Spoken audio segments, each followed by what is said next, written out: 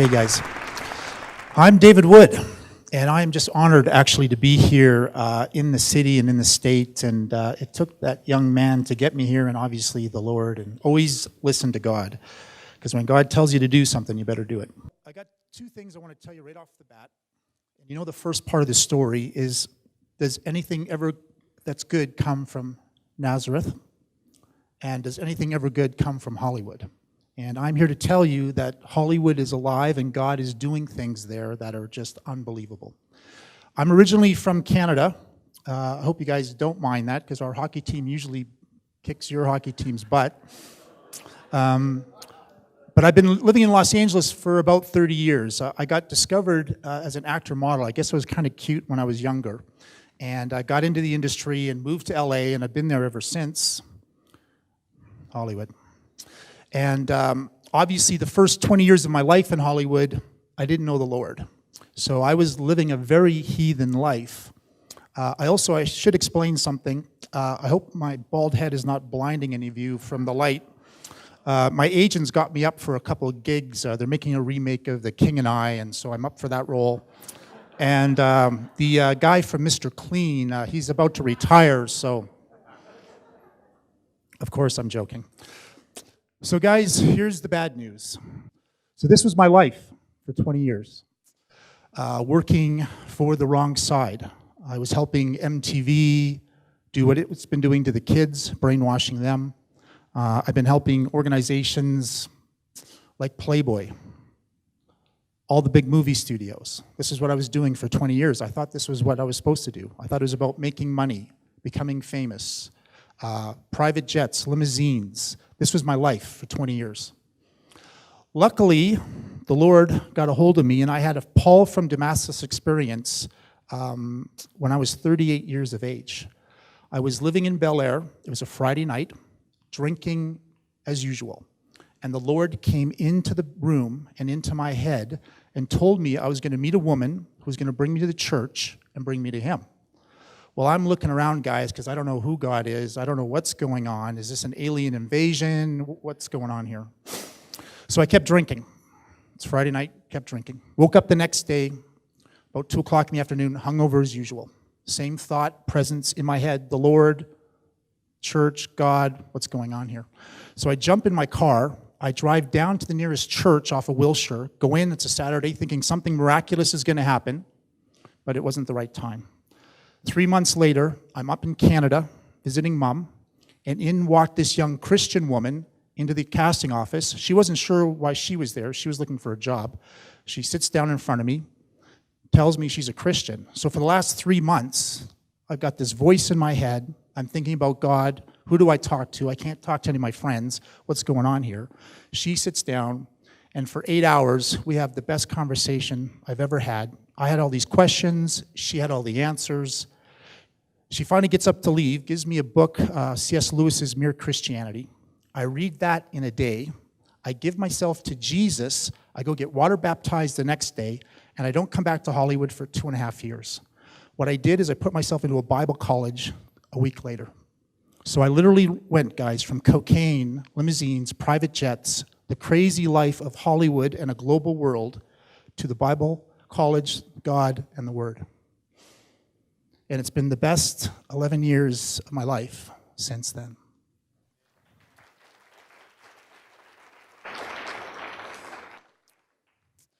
The other great thing that happened was, while this was all going on, there was a G8 event, which is when the 8 nations of the world come together, and Canada was hosting the event that year. So just before I get saved, I'm helping my friend, the mayor, put on this G8 event. 3,000 media, press, Bush is flying in, it's chaos. But at the same time, there's this global prayer group coming together that are going to be praying and interceding and engaging this global gate, the G8. So I end up meeting one of the leaders at the mayor's prayer breakfast, get radically saved, and I end up helping not only the mayor put on the G8 event, but I helped these wonderful men of God do this G8 prayer summit. And what was very special, and John was there, that's when we first met, was there was these mighty men of God who all of a sudden kind of took me under their wing and started helping me. So I literally went from hanging around from the who's who of Hollywood and the financial system to kind of all these wonderfully godly global men. And that's really been part of my success in such a short time is accountability, and I really strongly recommend that for everybody. So guys, I'm on a project now. Well, let me go a little bit further. So I finished 2.5 years of Bible college. I keep getting these prophetic words that I'm going to come back to Hollywood, that God's going to use all of this wisdom and all of these things that I did unfortunately learn from globally manipulating the planet for all the wrong people. And let me explain something real quick, guys. Hollywood is an infrastructure that can be used for good or for evil, but it depends on the person's heart. So there are some good people in Hollywood, and there is an infrastructure there that can be used for good. And if you look at what Mel Gibson did with The Passion of the Christ, it's a great example. If you look at what happened with Fireproof, a great example. All right, so that's how Hollywood kind of works. The second part of this you have to understand is Hollywood is just not movies. It's agents, William Morris ICM, who handle all the sports stars, who handle all the music stars. It's also the publicists that handle all the big media campaigns. It's also all the music labels. Every major media entertainment company is based in Hollywood. And that's why they have such global influence on the planet, television, internet, content. So really the key to this, I believe, is we've got to engage Hollywood. We've got to pray for the people, and that's part of what this journey is we're on. So guys, you all saw The Passion. We thought it was a great movie. The Lord told me 8 years ago that he wanted me to find a film that could be a catalyst to unite the church globally and bring unity to the church. Well, of course, I'm looking at the Lord again going, could you give me something a little easier? But obviously, this is what he's called me to do. So we came upon an idea after Mel's Passion that the story really wasn't completely finished. And obviously, I love the Catholic Church, but Jesus is on the cross, pain and suffering, but there's really, the real power of Christianity is that Jesus is alive today. So we came up with this idea of doing the second part of the story, which is the resurrection. And part of this whole concept is to be able to unite the church globally and then come out with a film that will actually talk about the real power of Jesus Christ. Now, obviously, we can't use the Hollywood system again because it's just such a dark place, and they don't really want to fund Christian or family faith films. They always steal all the money. All the investors that come to Hollywood always get stolen from. So we have to figure out how are we going to do this. Now, 8 years ago, when God was showing me this vision, I wasn't sure how this movie was going to get done.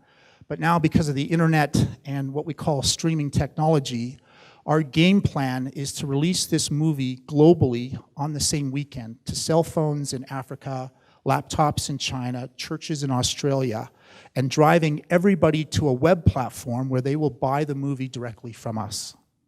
Obviously, two great reasons for this. All the financial money will then eventually get back to the investors properly. We can also use this money to bless the churches and denominations that get behind this. And it also allows us to create a platform where, if you think about Facebook, where over 10 years through the college campuses, they've gotten probably about 1 billion people up on a website now. Our strategy is driving hundreds of millions, if not 1 billion or 2 billion Christians to a website to watch a movie about the resurrection. Now, the other neat thing about this is God's bringing people to us. Now, I don't know if you guys recognize this. This is one of the characters from the movie Avatar. Did anybody see the movie Avatar? Okay. So, #1 box office hit to date, billions of dollars, all 3D. We plan on making our movie in 3D. We're trying to reach generations and the kids that are on their cell phones that maybe need to see something supernatural and special.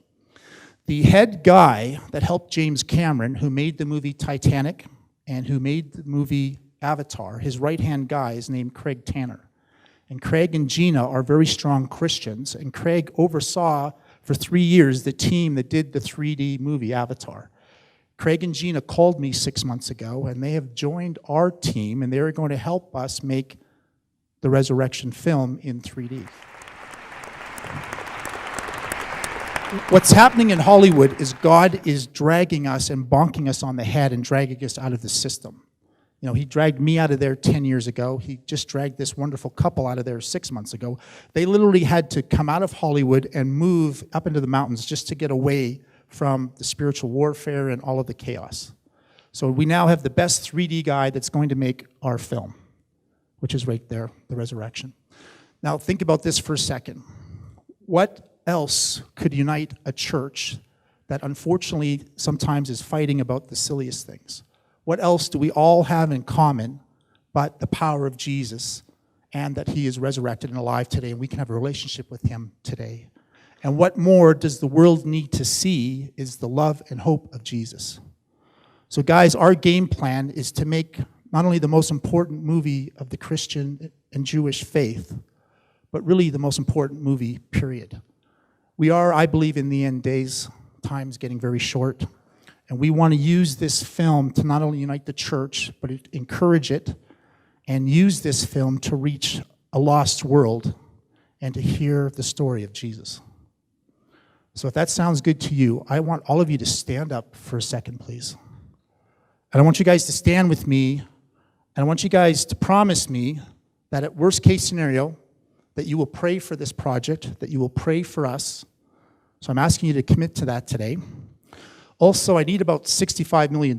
So if anybody wants to pull out their checkbook, I'm joking. But please stand with us, and please encourage us to get this movie done. You know, Mel went through a lot of warfare getting the Passion of the Christ done. That's why he eventually spun out of control and burnt out. We've put together a team of us that are doing it. I'm just one of many that are stewarding this project. We need your help. We're in way over our heads, guys. But God is in control, and we need to make this happen, and I need your help.